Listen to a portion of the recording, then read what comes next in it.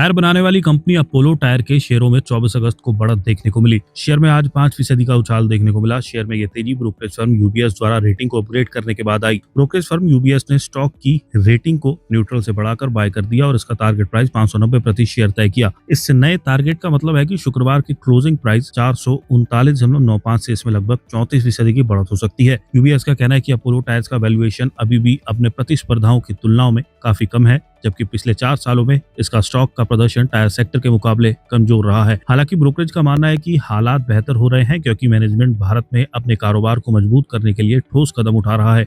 इनमें ब्रांड बनाने के लिए निवेश शामिल है, जैसे कि भारतीय क्रिकेट टीम की जर्सी को स्पॉन्सर करना। यूबीएस को कंपनी के यूरोप बिजनेस के बेहतर होने की भी उम्मीद है। ब्रोकरेज का मानना है कि निवेशक कम समय में कमोडिटी की लागत के दबाव और हाल की चुनौतियों पर बहुत ज्यादा ध्यान दे रहे हैं, जबकि वे अपोलो टायर्स की कमाई में होने वाले बड़े सुधार की संभावनाओं को नजरअंदाज कर रहे हैं, जो कि कमोडिटी की कीमतों का दबाव कम होने पर हो सकता है। हालांकि Q2 FY27 में और दबाव दिख सकता है क्योंकि Q1 FY27 में नेचुरल रबर की कीमतें तिमाही दर तिमाही 22% बढ़ी थी, लेकिन यूबीएस को इसके बाद कमाई में काफी सुधार की उम्मीद है। ब्रोकरेज को उम्मीद है कि FY28 ई में EBITDA सालाना आधार पर 21% बढ़ेगी क्योंकि कमोडिटी का दबाव कम होगा और बिजनेस की स्थिति बेहतर होगी। हालांकि Q2 FY27 में और दबाव दिख सकता है क्योंकि Q1 FY27 में नेचुरल रबर की कीमतें तिमाही दर तिमाही 22% बढ़ी थी, लेकिन यूबीएस को इसके बाद कमाई में काफी सुधार की उम्मीद है। ब्रोकरेज को उम्मीद है कि FY28 ई में EBITDA सालाना आधार पर 21% बढ़ेगा क्योंकि कमोडिटी का दबाव कम होगा और बिजनेस की स्थिति बेहतर होगी। मांग मजबूत बनी हुई है और रणनीति पहले जोर पकड़ रही है, इसलिए यूबीएस का मानना है कि बाजार अपोलो टायर्स की मध्यम अवधि में कमाई की सुधार की क्षमता को कम आंक रहा है।